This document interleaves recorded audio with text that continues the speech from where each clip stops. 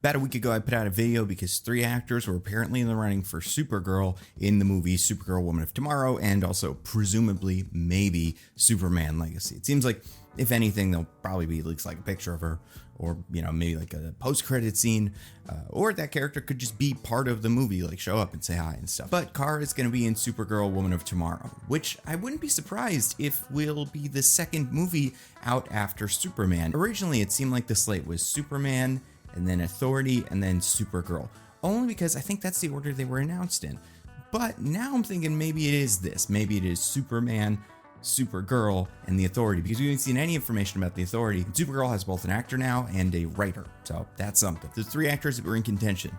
Milly Jones from Coda, Meg Donnelly from Supergirl, the Legion of Superheroes animated movie, and Milly Alcock from House of the Dragon. So those are the 3. A couple days ago, there was news that Amelia Jones had dropped out because she, I guess, wanted an offer, didn't want to audition. That is something you can do, so it was down to 2. Milly Alcock, Meg Donnelly. I put out a tweet, said, hey, this is James Gunn we're working with here. Seems to be casting the most straightforward actors for these roles. Meg Donnelly has played this character before. They both look like Kara. I'd say maybe she looks a teeny bit more like her. But besides that, like, the fact that she has played Supergirl before and she's in the running now meant, as far as I was concerned, that's gotta be the one they're going with, right? So it turns out, like everybody's favorite game show, Homonym, it's the other one. So this is the new rule. I was wrong. Nicholas Hoult was not Superman. Emma Mackey was not Lois Lane. And now Meg Donnelly is not Supergirl. So I think we figured it out. I make my prediction, James picks the other guy, and then, we continue on that road. Now, the weird thing is, and I'm not trying to make excuses, I don't know if I would pick Meg Donnelly unless I kind of had this vibe that James Gunn was picking actors that, look just like the characters and could just play the characters from jump. Like, they were just perfect for that. And Meg Donnelly, because she had already played this character before and she looked like this character, that was all you needed, right? And just, presumably a good actor. By the way, I haven't said this yet. Milly Alcock from HBO's or Max's or whatever, House of the Dragon, also the show Upright. She's going to be playing Kara, aka Supergirl, in the movie Supergirl Woman of Tomorrow. I don't think that's a bad pick at all. I think she's good. I think what I expected was just, the actor that played Supergirl seemed like she was the most appropriate to play Supergirl again.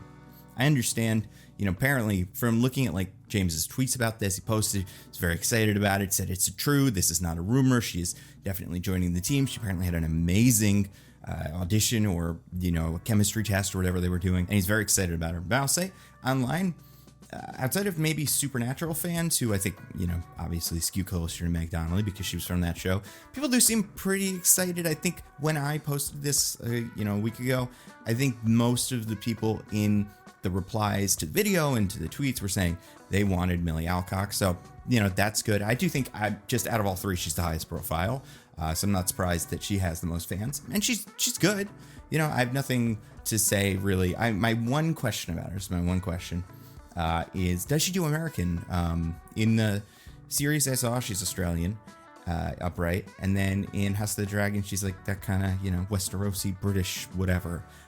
I don't think I've heard her do an American accent, but I'm sure they figured that out. And then also, like, does Kara have to have an American accent? Like, I guess not. I kind of assumed she and Clark kind of both speak the same way, but they're not from the same place. Like, if anything, if we ever got a Supergirl from, like, the Man of Steel-averse, she should sound like Russell Crowe, who sounded British, because she was raised on and around other Kryptonians, as opposed to Clark, who was raised on Earth in Kansas. So, like, I don't know why I'm expecting her to sound like she's from Kansas. So overall, I'm very happy for Milly Alcock, excited that she has been cast in this. I'm excited that we're getting the Supergirl Woman of Tomorrow movie, because it's the best book. I've said it so many times, I cannot say it enough. If you haven't read Supergirl Woman of Tomorrow by Tom King, Bilquis Everly, it's easy to find now, I assume, because it is so popular and everybody's talking about it.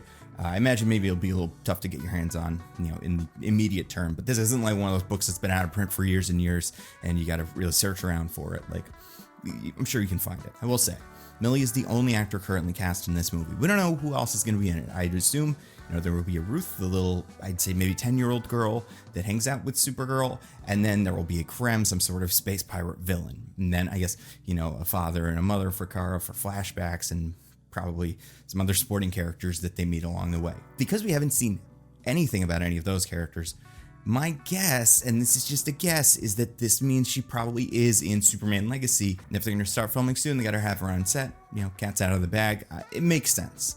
I imagine we'll start seeing some of the rest of these names come up eventually, but I don't expect to see other Supergirl casting before, say, Superman Legacy casting or Authority casting. I expect to see some of that soon.